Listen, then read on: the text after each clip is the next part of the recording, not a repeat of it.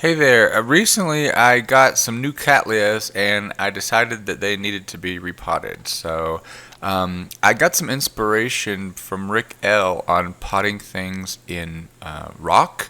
So, I got some pretty granite at my local garden center, and this plant, among others, is going to be a guinea pig. This is a Cattleya Jose Marti, and it's just at the perfect time to repot. The new root tips are just starting to push out. So what I did was just pot it up in that clay pot. It's an orchid pot, so it's got slots on the side. And I just put that granite all around it, and I left a little piece open there so you could see that new root, so I can kind of monitor how that new root grows a little bit. But yeah, hopefully this is going to work out. I've been trying to figure out something that's going to work in the greenhouse. Bark seems to decay too quickly. This is another Cattleya. This is Cattleya RX. It bloomed last summer and it lost most of its roots. It's grown a lot of new ones. Unfortunately, they're growing out of the pot. And so I decided I wanted to get this out of that bark as well. So I just kind of turned the plant upside down and shook it until the bark fell out.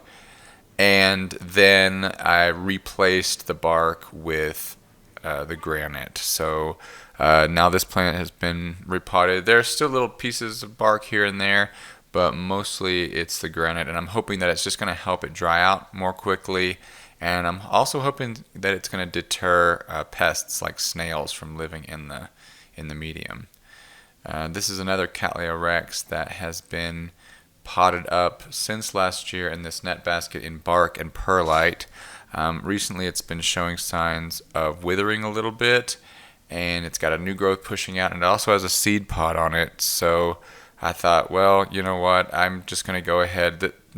Now's not a bad time to repot. It's not actively growing, but it's just about to start. So again, I kind of shook the plant gently because I didn't want to knock the seed pod off, and just got as much bark out of there as I could, and then I replaced it with the granite. So we will see. These plants grew successfully in lava rock years ago, so should be good. Another plant, this is Bulbophyllum medusae, and it's done blooming, and right now it's in this net basket that's just kind of stuffed with bark and sphagnum, and I would like to switch to an airier mix, something with a little bit more something that would dry out a little bit quicker. So I pulled off most of the moss, and turns out there's tons of roots permeating that moss, so I didn't want to pull it off. Here's a new growth there. Usually Medusa will rest for a month or two before starting to grow after blooming.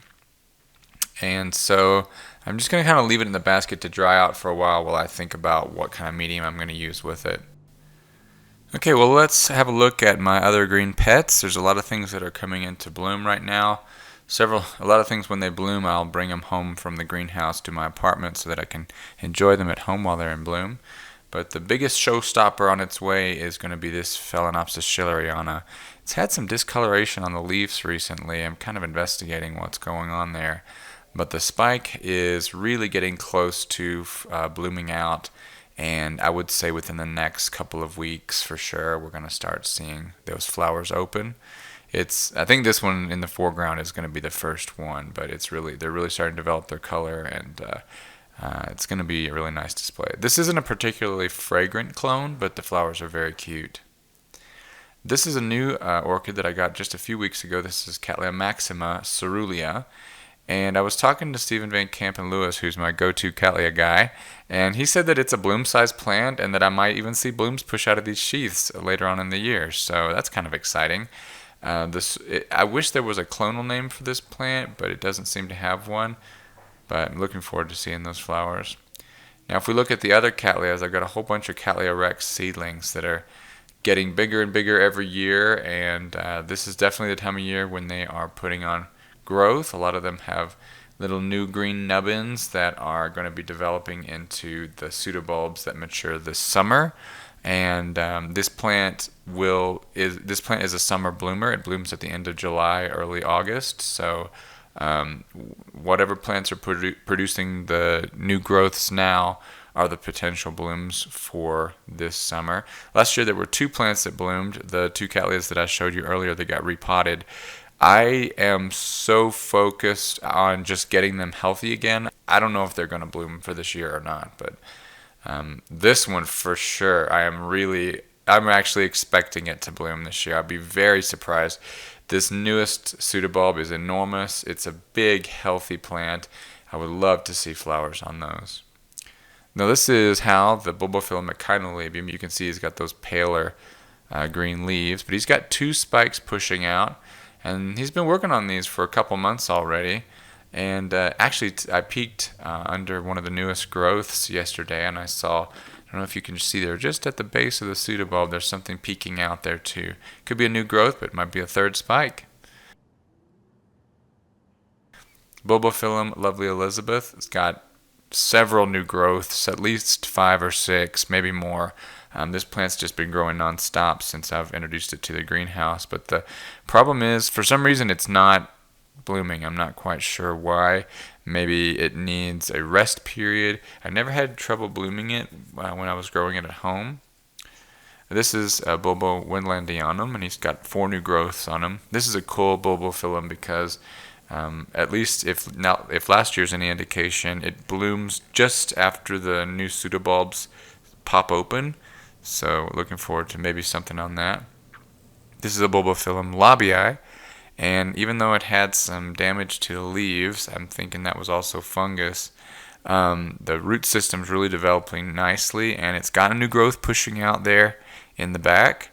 Yeah, looks pretty nice. So hope that that new growth will come out, and we might be able to see a bloom or two on this thing this summer. Alright, this is my Diania ophrydis. In Chinese, it's known as a cattail orchid, and apparently these are pretty common. They just kind of grow like weeds in Southeast Asia, but this is really cool because it has like this dormant period, and then it is now coming out of that period, and it's going to be beautiful in a couple months. This is Vanda falcata, and I got it a few years ago as a seedling, and man, look at how it's grown. It loves the sun and the nutrition that it gets at the greenhouse and the constant moisture as well. And last year I had 3 spikes on it. It's really, really, really nice. Okay, and finally, these are some little plants that are going to come home with me. Like I said, I like to bring things that are in bloom home so that I can enjoy them in my apartment. This is a Path urbanianum, and it has actually not just the spike that you see on top there, but if you look in the bottom left corner, there is another spike developing in that subsequent fan.